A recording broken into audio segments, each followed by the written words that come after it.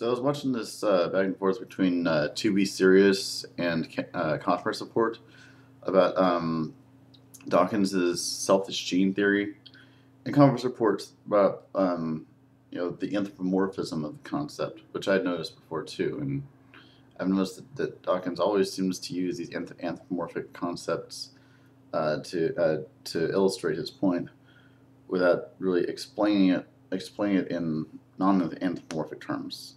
Um, I mean, maybe he does it in his books. I admit I haven't read The Selfish Gene, so maybe I'll give that a go. But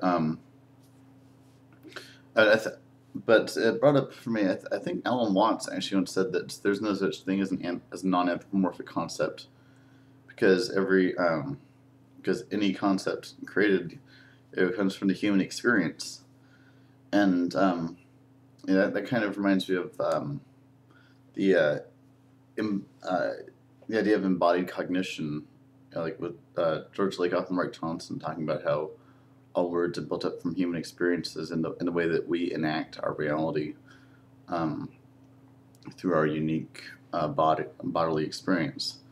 Um, so yeah, I mean, I guess maybe if I asked Richard Dawkins to describe his theories in non-anthropomorphic terms, maybe that's actually not possible. Maybe it's actually even apparent concepts that seem non-anthropomorphic are still anthropomorphic. And I think Lakoff and Johnson wrote another book specifically about how even math is built up from embodied experience. Um, but in any case, I guess it brought up for me two questions about anthropomorphism. Um, one of which is anthropomorphism unavoidable, and the other of which is whether anthropomorphism might be justified to some degree. I mean, anthropomorphism being unavoidable, I would kind of agree with Alan Watts on this. That our our concepts all come from our embodied experience. That um, experience is kind of the beginning point of induction. Everything even sort of supposedly non-anthropomorphic things are actually built up from our experience of objects. Whereas, I think if to anthropomorphize something is simply to um, abstract from our experience as subjects and project that onto something else through empathy, and we feel fully justified in doing that with other people, assuming that they have similar experiences to us. Um, but then someone's looked at it as silly if they talk about a plant having feelings or experience or anything like that. Um, but it reminds me of there's a story about Rene Descartes.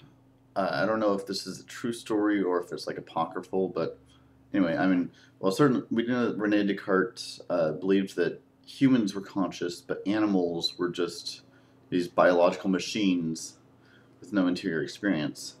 So there's a story that he once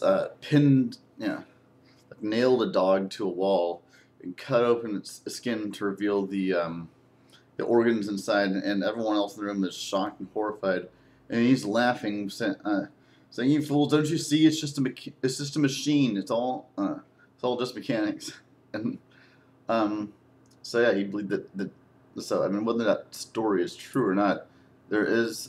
He did, I believe, say something about animals not being conscious, and today these days we tend to think that animals are conscious because they have nervous systems, and that we interact with them. And I mean, any pet owner would probably call you crazy if you said that their dog or cat wasn't conscious. Um, but we also observe behavior in bacteria. And a lot of people and you ask someone, is a bacteria conscious? And most people say no because they don't have a nervous system. But that's kind of begging the question, isn't it? I mean, it's assuming that the nervous system is the origin of consciousness. And that's not, and I'm not suggesting that consciousness is some sort of ethereal substance like Descartes thought, that sort of is separate from matter.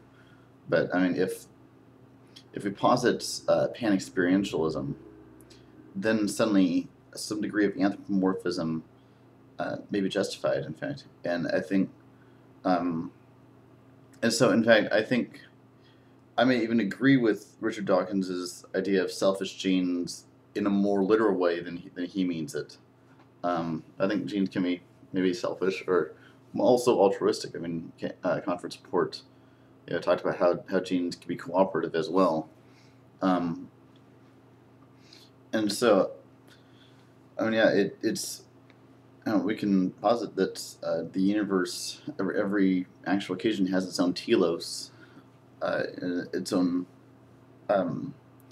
felt experience, and to me, it doesn't seem like this requires any greater degree of abstraction than abstracting everything as some sort of cold mechanical dead object. I mean, the latter is abstracting things from our experience of objects, whereas the former is abstracting from our experience as subjects. And to me, I find no principled reason for considering the latter to be a more rational or pragmatic approach than the former. So yeah, I think I think that anthropomorphic abstractions, and if you're careful about it, understanding that everything's that even a different person's experience will be different than your own, but yeah, abstracting the idea of experience and of purpose and of felt experience. It seems to me like there's no principled reason for dismissing that any more than taking our experience of objects and applying it to ourselves and saying that we're a bunch of robots who by some accident happen to be conscious. So, yes, that's my thoughts for now. Peace.